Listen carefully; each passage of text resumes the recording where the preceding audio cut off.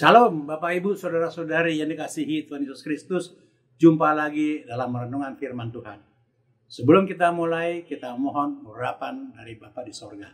Kita berdoa. Bapa di sorga, mohon urapan dari sorga untuk kami boleh ada dalam firman Tuhan yang kudus saat ini Bapa. Bukakan urapan dari Tuhan sehingga kami boleh mengerti maksud pikiran Tuhan dalam firman Tuhan yang tertulis dalam Alkitab. Dalam nama Yesus kami berdoa. Amin. Bapak Ibu, Saudara-saudari yang dikasihi Tuhan Yesus Kristus, nats kita pada malam hari ini adalah dari Titus 3 ayat 5.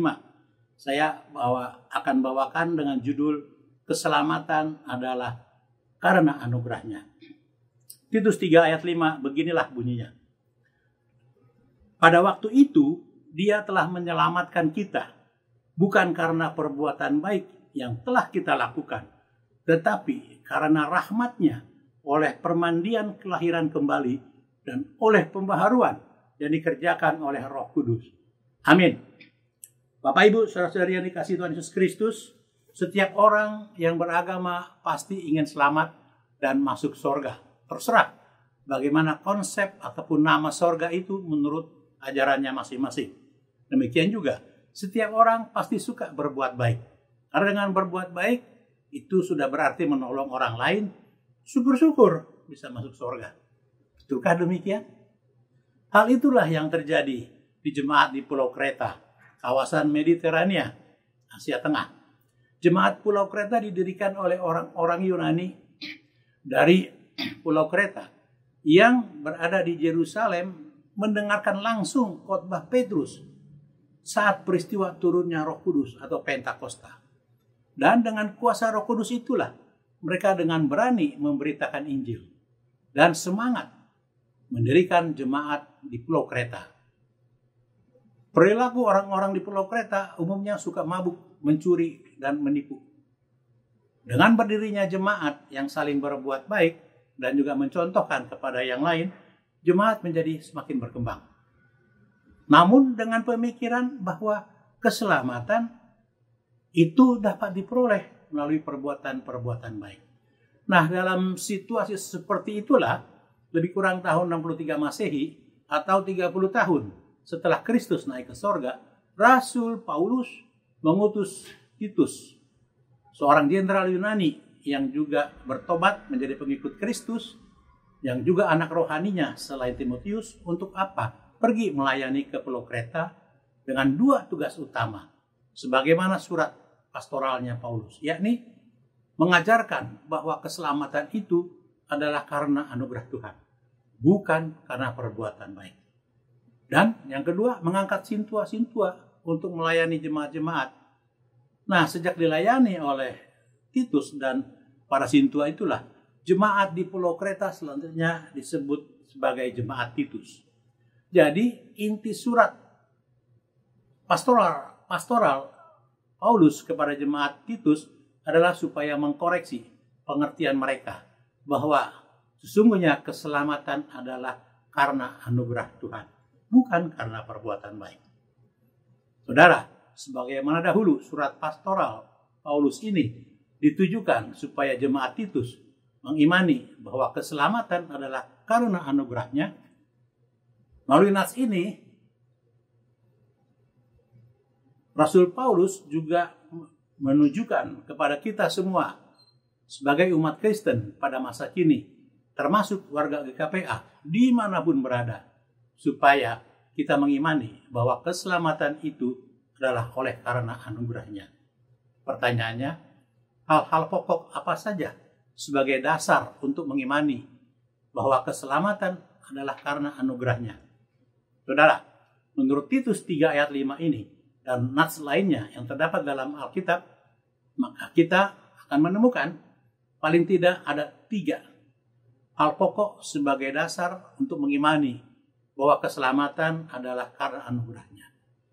Yakni yang pertama adalah bahwa perbuatan baik tidak menyelamatkan. Sebagaimana Titus 3 ayat 5a ini dan Efesus 2 ayat 9. Saudara, setelah jemaat Titus dilayani oleh Titus dan para sintua, jemaat menjadi semakin memahami bahwa penebusan melalui penyaliban Kristus di Golgota itu adalah karya dan inisiatif Allah sendiri untuk menyelamatkan seluruh umat percaya termasuk warga gereja Titus. Sedangkan keberadaan tokoh Pulau Kreta di Yerusalem saat Pentakosta bukanlah peristiwa kebetulan, tetapi merupakan rancangan Tuhan untuk menyelamatkan umat di Pulau Kreta.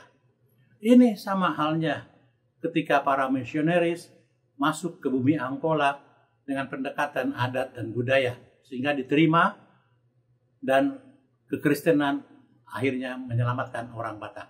Itu semua rancangan Tuhan. Dan oleh karena telah diselamatkanlah umat melakukan perbuatan baik. Bahkan firman Tuhan mengatakan perbuatan baik oleh karena telah diselamatkan itu hendaknya diketahui semua orang. Jadi yang terutama adalah bahwa keselamatan itu karena anugerah Tuhan. Efesus 2 ayat 9 mengatakan bahwa itu bukan hasil pekerjaanmu. Sekali lagi bahwa itu bukan hasil pekerjaanmu. Jangan ada orang yang memegahkan diri. Lalu hal pokok yang kedua adalah bahwa dengan percaya dan dibaptis. Titus 3 ayat 5b, Markus 16 ayat 16.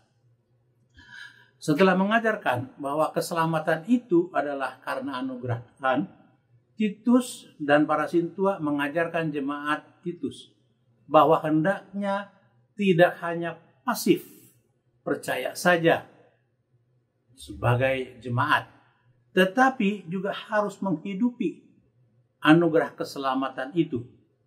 Dengan mengutip firman Tuhan Yesus dalam Yohanes 13 ayat 6 yang berbunyi, "Marilah kepadaku semua yang letih lesu dan berbeban berat, aku akan memberi kelegaan kepadamu."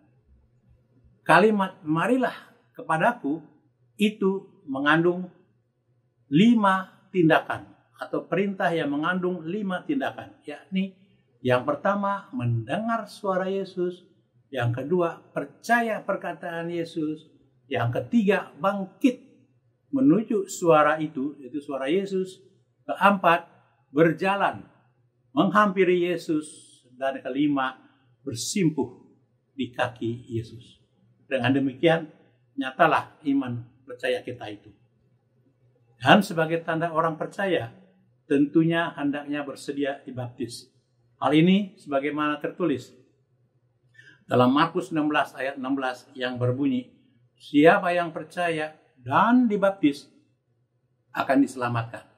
Tapi siapa yang tidak percaya akan dihukum." Hal pokok yang ketiga, bahwa keselamatan itu adalah karena anugerah Tuhan, yakni bahwa keselamatan dengan pembaharuan oleh Roh Kudus. Titus 3 ayat 5c, Yohanes 3 ayat 3.